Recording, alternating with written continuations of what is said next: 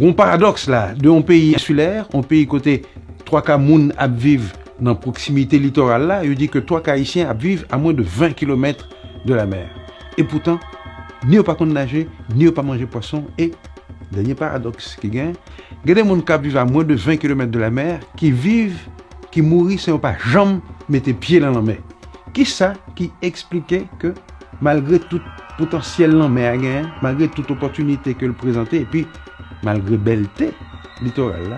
Haïtiens à vivre le dos tourné à la mer. Nous allons faire une mondiale avec Casino. Le nous des pays, premier bagage qui frappe nous, c'est l'importance développement Santa-Cabarole littoral. Haïti, c'est un pays qui gagne plus que 1770 km de littoral, c'est-à-dire de côte, qui sortit depuis la frontière de la République dominicaine, dans la zone Monte Cristi, dans le nord-est pays noir, en passant par le Mol-Saint-Nicolas, le Cap-Afou, passer par Saint-Marc, Gonaïve, Golfe de Port-au-Prince, passer par les Caïmites, passer par Jérémie, ou prendre Anse-des-Naux, ou descendre Port-Salut, ou doubler Torbec, ou passer l'île à Vache, ou river Belance jusqu'à Pédernal, nous sommes capables de dire que mais 1770 km de littoral que le pays a gagné. Et nous sommes capables de dire que avec le développement littoral, ça, nous attendons à ce que nous gagnons une vie maritime extrêmement développée, extrêmement intense, et c'est là le paradoxe là. Parce que finalement, l'on peut considérer à la fois quantité haïtienne qui compte nager, l'on peut considérer qui quantité poisson, fruits de mer que nous mangeons chaque année, au monde, au fait pour considérer que en fait, haïtiens à vivre le dos tourné vers la mer. Nous sommes des insulaires, mais nous ne sommes pas des îliens. Par contre, qui Jean pour me traduire néologisme français ça, qui veut dire que même si c'est son îlets à vivre, conseil de compétences de insulaires, mon cap vivre dans îlets que nous-mêmes nous pas gain, nous pas ni qu'on nager, nous pas manger un pile poisson, et puis l'on regarde des places dans mer, dans imaginaire peuple haïtien, que c'est dans vaudou, que c'est dans superstition, que c'est dans conte, histoire n'a pas raconté, la mer toujours gain une mauvaise réputation. La mer c'est côté l'on moun mourir ou aller, c'est presque en fait l'équivalent de l'enfer. Là où il y a l'eau en bas de l'eau, ça veut dire qu'on mourit et c'est en bas de l'eau aller. Et bien on dit que il y a deux séries d'explications. Une explication d'ordre historique, une explication d'ordre géographique, et plutôt on a fini par montrer que les gens que nous abordons, ça les économies bleues, c'est-à-dire que toute activité économique qui a un rapport avec la mer, qui fait que nous pas de chance pour que la mer et tout le littoral là, t'a développé selon tout potentiel que le présentait pour le pays. Tout d'abord, donc, qui c'est l'histoire apprendre-nous? L'histoire apprendre-nous que le peuple haïtien qui vit aujourd'hui dans l'île, ce n'est pas le peuple qui était là à l'origine. Parce que les gens qui ont été arrivés en 1492, ils étaient tombés sous une catégorie de monde que étaient des Taïnos, un peuple apparenté aux Arawaks, qui non seulement c'est lui-même qui était chez maîtresse sous l'île, mais il était chez maîtresse dans une grande partie de l'archipel là. Et sorti depuis Cuba, arrivé juste Trinidad, où tu gagné là, une population qui te gagne en langue, en culture, et puis des techniques de pêche partagées, qui fait que moun sa yo était dominé la mer. Yo pas seulement gagné un territoire, yo te gagné tout ça nourrit les géographies, je veux dire, un méritoire, c'est-à-dire un territoire maritime que yo était dominé, que était organisé et qui était complètement intégré dans l'identité. Les pas venus, c'est Amounissa qui ont cassé. C'est râler vini de 11 îles à un lot que ont vini mettre Kaba, ce qui fait que le système ça a cassé et que la population d'origine espagnole, tout pisi, yo massacre, tout fin pas disparaître. Yo râler vini kounya là, une population captive de esclaves africains que ils mettaient pour travailler dans l'île pour produire canne, pour produire café, pour produire coton, mais à aucun moment, il n'y a pas envisagé que moun sa yo était capable à le pêcher pour prendre poisson. Parce que sous pont esclave, ou mettez son bateau avec un voile, etc., c'est comme sauter libéré. Donc, pas de gain place pour développement en économie bleue dans le cadre de l'économie esclavagiste là. Et c'est pas seulement à Saint-Domingue que ça a été fait, mais que c'est à Cuba, que c'est à Porto Rico, ou dans n'importe quelle colonie européenne de l'époque, tout poisson qui a été mangé, c'est des poissons qui ont été importés. C'était poissons salés, c'était harengs, c'était morue, que généralement, les colonies françaises du Canada, notamment du Québec, étaient qu'on fournit by colonie esclavagiste parce que pas de moyen pour quitter esclavio à la pêche. Et puis, les quelques rares blancs qui étaient là, qui ont pratiqué la pêche là, c'est pas une activité pour vendre poisson by population esclave là, parce que population était trop nombreuse, pas de petite pêche artisanale qui était gagnée, pas capable de permettre de répondre à la demande ça. Donc, ça fait que, historiquement,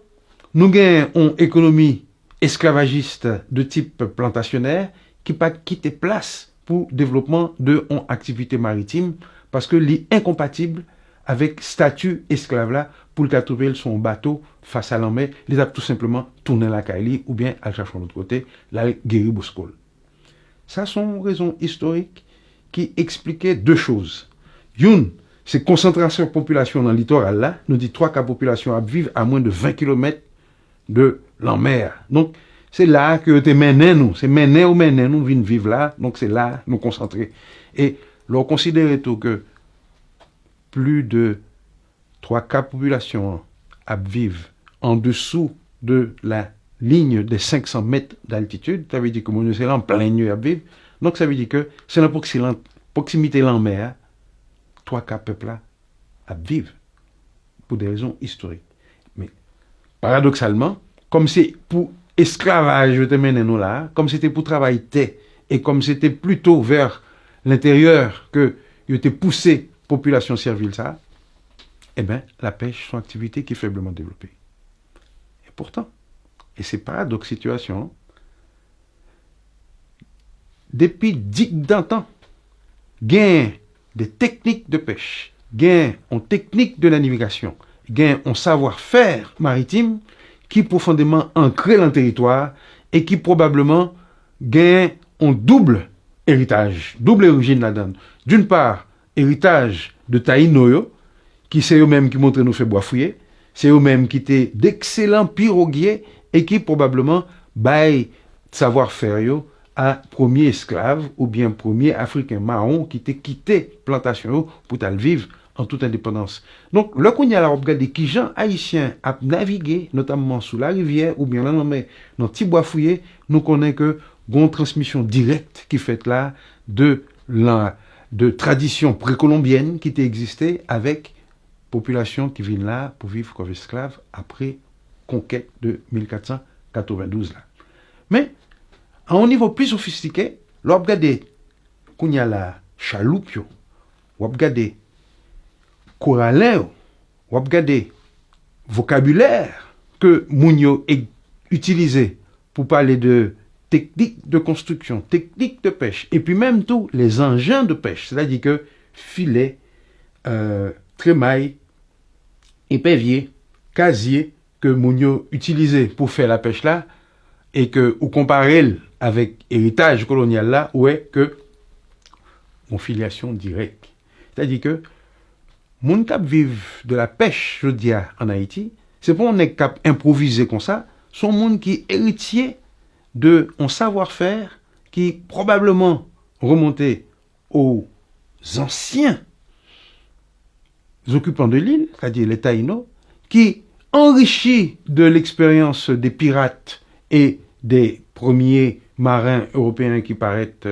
à la fin du XVe siècle, et puis qui continuent, je dis, à développer tradition ça. Mais il y a des raisons d'ordre géographique, tout. Et c'est là, il faut que nous considérions le littoral là, non seulement comme un paysage, mais tout avec fondement, avec fondation tectonique, géographique et climat qui fait que zone littorale là, c'est pas une zone qui est facile pour développer. Soit ce sont des côtes à falaise, ou pas qu'à arriver sur eux, soit ce sont des côtes à récifs, parce que dans mi-temps la mer, il y a des récifs coralliens qui fait des pour pocher, ou il y a un risque pour finir sous son banc de sable, ou bien son récif qui a pété coque là, qui fait un bateau à couler. Dernier autre élément qui rend le littoral là difficile d'accès tout, c'est raison d'ordre climatique. Parce que nous connaissons, nous vivons dans le pays, côté, chaque année, à partir de juin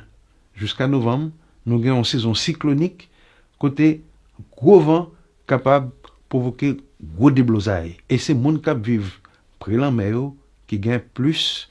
risque pour subir les conséquences parce que le temps pas bon, le mer mauvais, eh bien, il y a un pile de dégâts qui sont capables de faire. Et ça,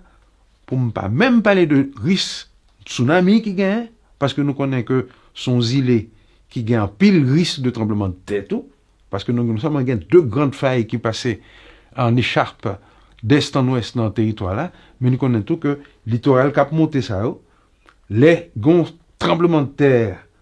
qui situaient précisément là en mer à proximité avec un risque de tsunami, le littoral ça, yo subit de grands dégâts, yo subit de grands dangers. Mais le littoral là, c'est possibilité tout pour une circulation beaucoup plus facile. Parce que l'on pays tant qu'Haïti côté des mônes, son l'autre mône ou joine, gende le, si la pluie tombe et que la valasse descend, on n'a pas qu'à sauter là, arriver l'autre bord. On pas qu'à sauter quitta pour arriver nago.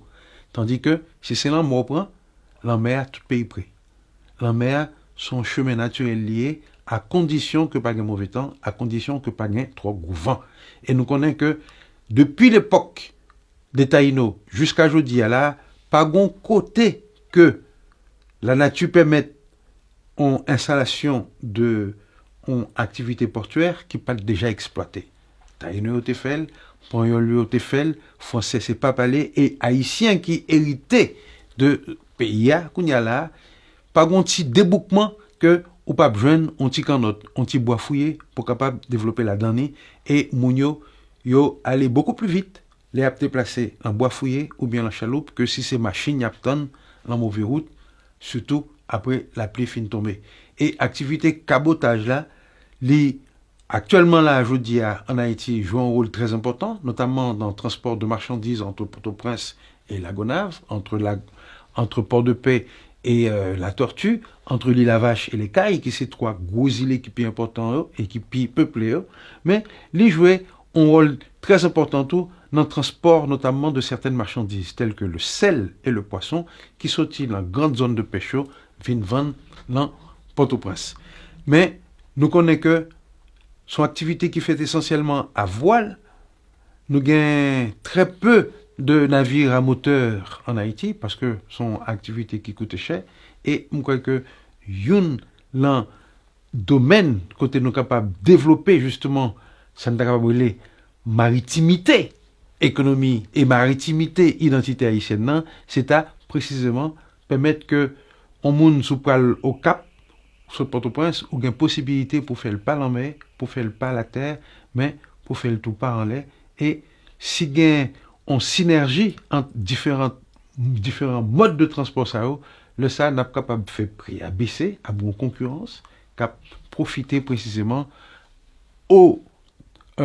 voyageurs, et par conséquent, aux marchandises que n'a transportées, le ça, économie a devient beaucoup plus fluide. Donc, en économie bleue, en Haïti, son économie qui non seulement intégrée la mer et le littoral là comme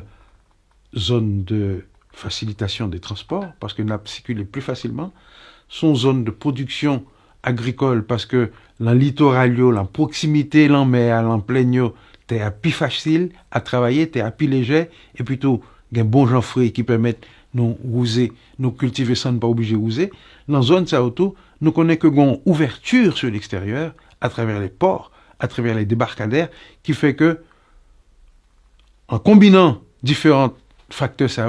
pas de moyens pour payer arrêter pauvre, sachant que son île est lié.